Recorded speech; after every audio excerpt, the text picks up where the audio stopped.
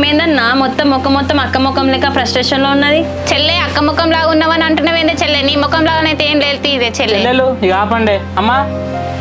ఏమైంది బిడ్డ? ఒడ్లు చెప్తామన్నారు అయిపోయినాయా? ఎక్కడమ్మా ఒడ్లు చెప్దామని పోతే బావ చాపిండే. మా నోట్లు చెక్కుతుంటే వాళ్ళు ఎందుకు ఆపిండ్లు బిడ్డ?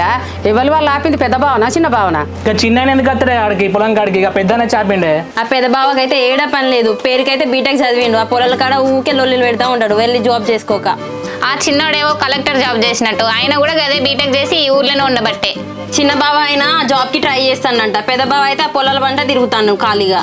చిన్నోడు సంవత్సరం నుంచి ఇంట్లోనే ఉంటున్నాడు, పెద్దోడు సంవత్సరంలో 2 పంటలు వెళ్ళదీసిండు. నీకేమైనా తెలివి ఉందా అక్క? చిన్నోనికి జాబ్ వస్తే అతను 2 నెలల జీతం ఏమో, బావ సంవత్సరం కష్టపడినా అంత జీతం రాదు తెలుసా?